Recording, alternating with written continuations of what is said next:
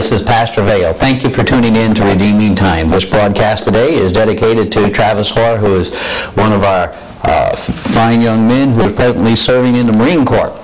And if you would like to communicate with him and encourage him in any way, shape, or form by any means, you can get in touch with me, Pastor Vale, at AOL.com or by P.O. Box 648 here in Gray. I'll be glad to pass that on. Travis, thank you for serving. I want you to know we're thinking about you. And while I say that, if you have someone who's in the service that you would like to recognize, you would like to have this video go out to them, then get in touch with me, let me know, and I'll do my very best to work them in and to recognize them on this broadcast in our community and pass that information on as well. But today, Travis is the one that we're thinking about, and Travis, thank you for serving. I've been talking about the subject matter of prayer, and I came to this here song, and it's one very familiar to all of us here, I think. It says, I must tell Jesus all of my trials. I cannot bear these burdens alone. In my distress, He kindly will help me. He always loves and cares for His own. I must tell Jesus.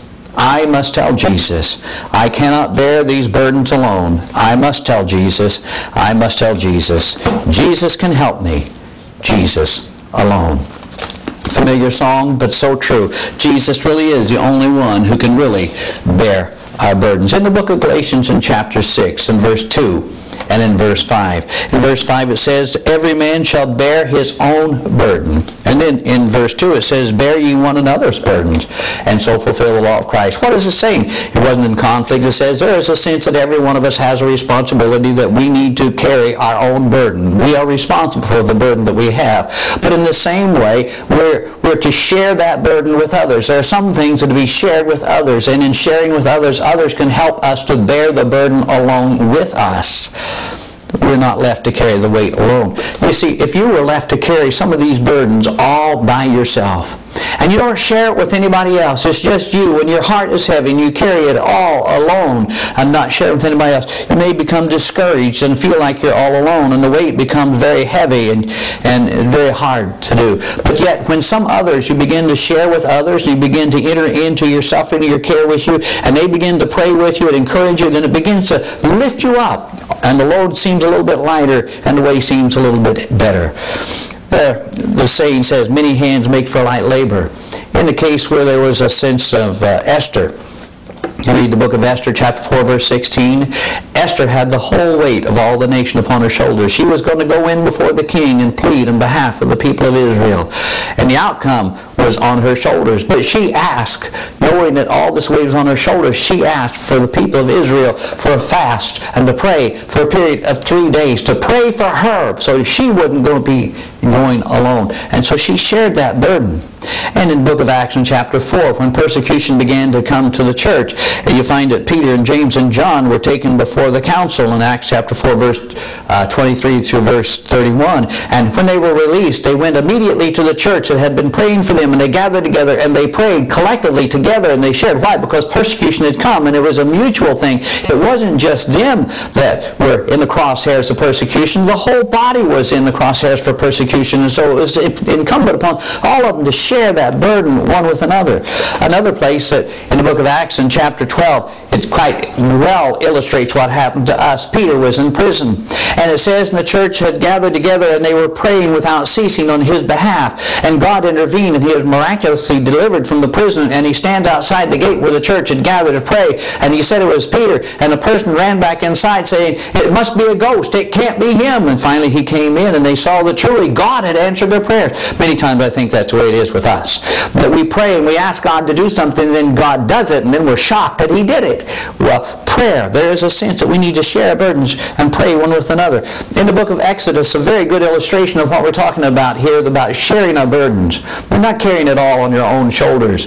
In the book of Exodus, chapter 17, and verse 11 and verse 12, it tells us when that Moses that went up on top of the mountain while the battle was raging, that Moses held the rod up. And whenever Moses held the rod up, the battle went well. But when his hands got heavy and it started to go down, then the battle didn't go so well. Then Hur and Aaron came alongside. They put a stone underneath, and they helped him. They helped hold up his hands so that they helped him hold it up. He had the responsibility to hold it up, but yet they entered in and helped him make the load a little lighter, because they helped him hold up that rod in prayer. So others were bearing the load in prayer.